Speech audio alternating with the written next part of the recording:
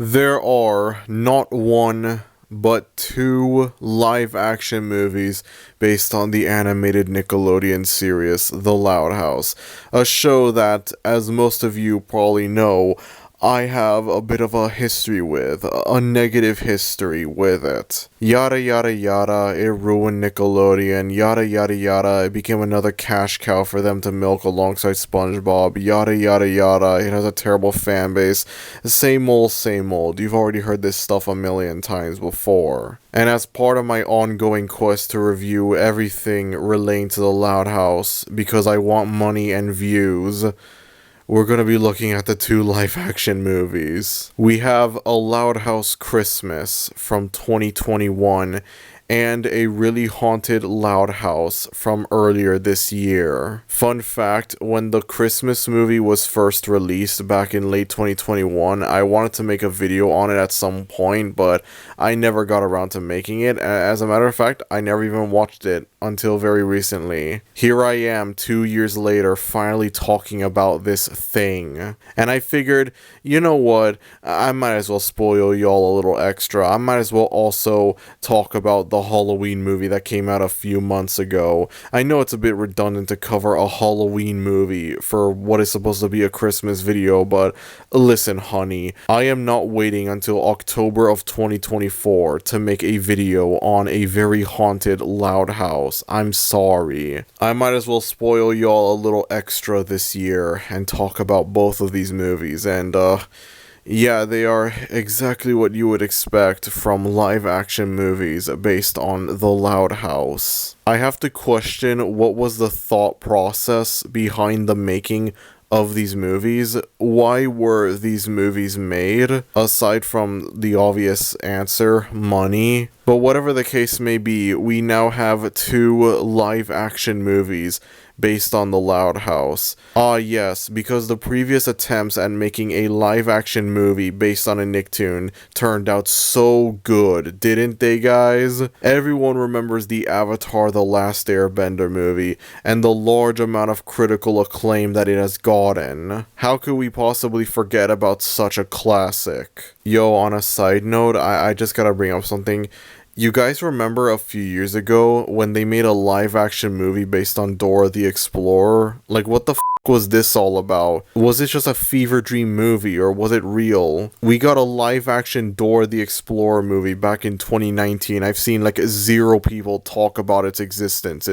It's really weird, I'm not even gonna lie. Maybe at some point I'll make a video talking about this movie, I don't know. But anyways, I'm getting off topic. The first thing that I will say is that, I'm sorry, but the translation of Loud House into live action, it just does not work at all, and it feels extremely awkward. Now, this isn't me being, like, mad at, like, the actors and actresses and whatnot. It's not their fault, because I'm aware that these are, like, actual kids. Like, Lincoln in this movie is played by an actual kid, and it's not their fault at all. They do their best. I'm not gonna, like, criticize them and be like, oh, their acting is terrible and whatnot. It's just, like, the source material just doesn't work at all. A lot of the wacky, like, jokes that the original Loud House cartoon had, they don't translate well into live action. It just feels super off when you put them into live action. Like in the beginning of both movies, they show off like all the sisters interacting with Lincoln, and like, you know, it works in a cartoon and yet it just feels awkward in live action. Just something feels really off about it when it's in live action. This isn't me being biased. Like, I hate the original Loud House, but, like, even I can acknowledge that, like, it just doesn't work in live action. Even if I liked the Loud House, I could acknowledge that, like, yeah, this doesn't work in live action. This doesn't feel right when it's in a live action environment. I don't know why Nickelodeon went out of their way to make two live action movies and a live action spin-off series. Oh yeah, I forgot the obvious answer again. Money, baby, yeah. So the Christmas movie revolves around Lincoln wanting to celebrate the perfect Christmas with his family, but unfortunately his family all have different plans on Christmas Day. This includes Luann performing a comedy show at a retirement home, Luna going skiing with her girlfriend Sam, and the rest of the family going to Miami for Christmas. As a result of this, Lincoln tries to cancel all of those plans and to Save Christmas. Boy, you will never be Kirk Cameron, I'm sorry. I'm actually really surprised watching this by just how obsessive Lincoln is over the idea of having the perfect Christmas. Like, even as someone that doesn't like the original cartoon, I can acknowledge that this is like weirdly out of character for him. Maybe it's again just because of the awkward transition to live action, but I don't know. Something about this just, it feels off. Like, it just feels so out of character. Most of the movie consists of Lincoln sabotaging the other family members' plans for Christmas Day, such as, for example, making up an animal, the croco-shark, or whatever the was it called, Sharkodile, I don't remember what it was called, and filming a fake video using a mannequin from one of Lenny's jobs at the mall, I don't know, okay, and filming a video where the Sharkodile eats the mannequin and pretending to be like, oh, this is in Miami, guys, it's crazy. This Sharkodile ends up being a big problem within the movie. As Lincoln and Clyde are riding the Sharkodile into a hiding spot, someone manages to capture it on video, and so news starts spreading around that, like, the Sharkodile's in Royal Woods, and, like, Christmas is canceled and whatever. Around this time, Lincoln notices that, like, he basically ruined a lot of things for his sisters. Luann considers quitting comedy because of the retirement home show being cancelled. Sam breaks up with Luna because of her not going to the skiing trip. And Lenny gets fired from her job because of a mannequin that Lincoln and Clyde stole in order to make the video. Near the end of the movie, there's this chase with Lincoln and the Sharkodile and this tough guy, I don't remember his name, Rip something, I don't remember, okay? And it culminates with Lincoln admitting everything to the family. And so they end up celebrating Christmas Day, and it's like everything is back to normal, and they all live happily ever after. The family's going to Miami the day after Christmas, yada yada yada. Everyone lives happily ever after, the end. This movie is undeniably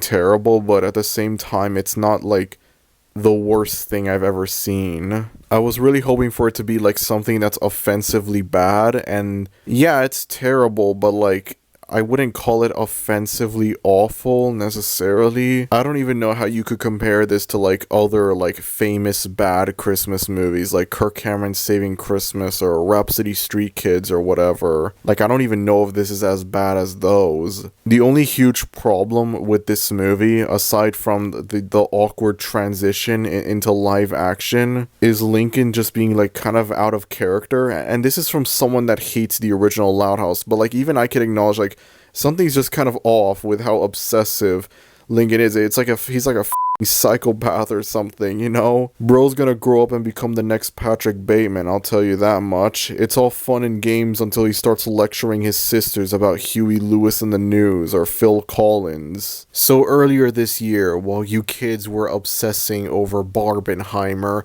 Nickelodeon went ahead and dropped a live-action Loud House Halloween movie to no fanfare, even though it's clear that this was the real big movie event of 2023. Barbenheimer ain't shit when compared to a really haunted Loud House. I'm not gonna lie, there was a small part of me that wanted to make a video on this when it first came out, but I was unable to because number one, around the time that this movie came out, I was busy with other video ideas, and number two, the strikes were going on at the time this movie came out, and apparently it's not like a good recommended thing to talk about upcoming recently released movies while the strikes were going on.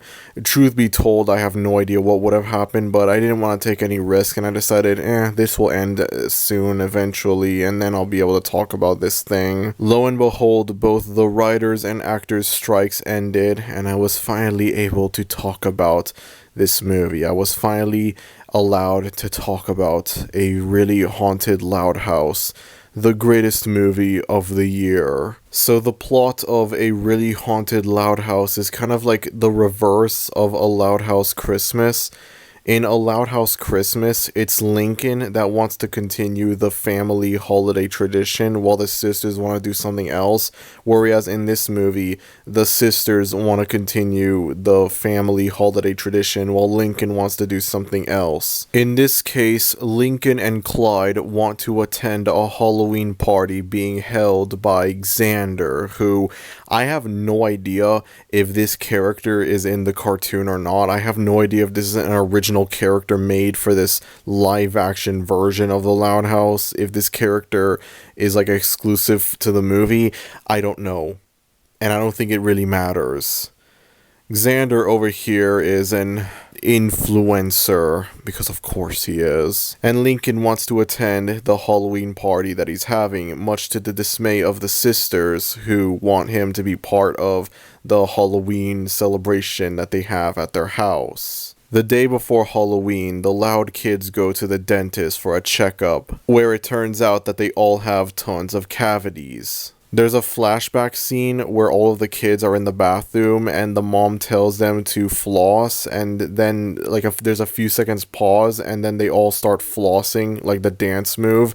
And that should tell you the quality of the humor in these movies. Legit, as soon as the mom said, "Don't forget to floss," I immediately knew what the they were gonna do. And lo and behold, they end up dancing. They end up doing the floss. This movie came out in 2023, by the way. If this came out in like 2020, then like sure, it would be cringy, but it would be understandable. But like, who still cares about the floss in 2023? I mean, to be fair, Nickelodeon trying to be hip and like they end up being out of touch with what's popular nowadays, that's not really like a new thing for them. Legit, as soon as that scene came on, I paused the movie for like 10 minutes and I just thought to myself, these people made Danny Phantom and Avatar The Last Airbender.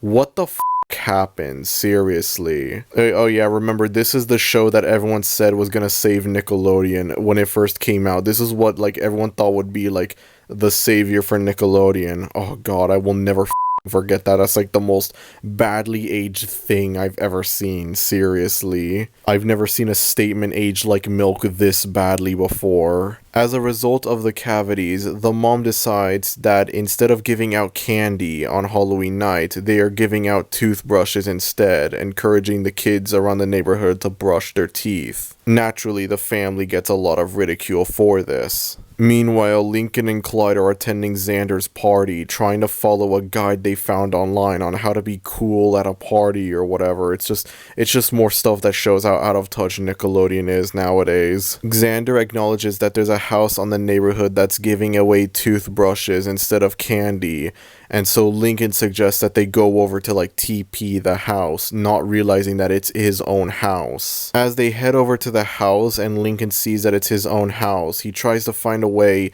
to sabotage Xander from doing any serious damage to the house with the help of his sisters. Eventually they manage to scare off Xander. However, the sisters end up finding out that Lincoln was the one that suggested to TP the house. Throughout the movie, there's this giant pumpkin that Lisa is obsessed with named Esmeralda. And near the end of the movie, Xander steals the pumpkin and takes it to like a junkyard, planning to like squash it or whatever. The pumpkin ends up being squashed, however, it ends up landing on Xander and not on any of the Loud kids. And so Lincoln finds out the true meaning of family or whatever, some shit like that, I don't know. And then the movie ends. Oh yeah, there's also this B plot as well involving the dad, and I'm gonna say this as well. The dad is easily the best thing about both of these movies. The actor that plays him is also the voice actor for him in the cartoon, and he is easily the highlight for both of these movies. He is the only thing that makes these movies kind of watchable. He carries these movies so hard, it's not even funny, and he most likely carries the really Loud House as well. I got nothing but mad respect for this man. This man is the GOAT. His back must hurt from carrying these fucking movies and the live action shows, seriously. But anyways, there's a B plot involving him where like he thinks he's become a werewolf or something like that. And then there's a bunch of these kids that are like friends with Lincoln, and I have no idea if they're from the cartoon or not. I have no idea if these are like original characters for this live action version or if they're from the cartoon. And again, I don't think it matters. But basically for Halloween, they're cryptid hunters, and so they find the dad and they think like he's an actual werewolf, and eventually it turns out that it's just him. It's just regular him. I don't know how to word this, okay? And so the movie ends and they all live happily ever after, the end. So there you have it, folks, the live action Loud House movies. We got a Christmas movie in 2021 and we got a Halloween movie in 2023. I don't know about the rest of y'all, but I am very much looking forward to the inevitable Valentine's Day movie in 2025. Prepare for the grand finale of the trilogy, a trilogy that will go down as one of the greatest trilogies in movie history, on par with the Star Wars original trilogy and the Lord of the Rings trilogy. Being serious for a second, the Halloween movie is, I guess, better than the Christmas movie. At the same time, though, it kind of felt more like a slog to sit through compared to the Christmas movie. Like, near the end of the Halloween movie, I was just like, I was pausing, taking breaks, and doing other stuff because it was just like, it was a little too much for me. But overall, if I had to choose which movie to watch, I guess the Halloween movie is the better of the two movies. The Halloween movie just starts off kind of mediocre. It doesn't get like bad until like midway through into it. The Christmas movie is like the moment it starts, but the Halloween movie is just kind of mediocre at first, and then later on, like midway into it, is when it becomes I don't know. But beside that, these are, yeah, they're trash movies, okay? Listen, they're live action movies based on the Loud House. What the were you expecting, okay? It does make me question, though, how do these movies compare to the far more infamous live-action movies based on Avatar: The Last Airbender and The Fairly OddParents? How does this compare to the live-action Last Airbender movie? A movie so bad that it is widely considered one of the worst movies ever made. So how do these compare to The Last Airbender movie? Well, admittedly, I have never seen The Last Airbender, but I can say, at least The Last Airbender is based on a Nicktoon that's actually good. So, you know, do what you will with that information regarding which one is better. Anyways, though, that's about it. If you enjoyed this video, then be sure to like, and if you're new to the channel, maybe consider subscribing, as it would be greatly appreciated. Thank you everyone for watching this video. I hope you all have a Merry Christmas, and I will see you all next time in the next video. Adios.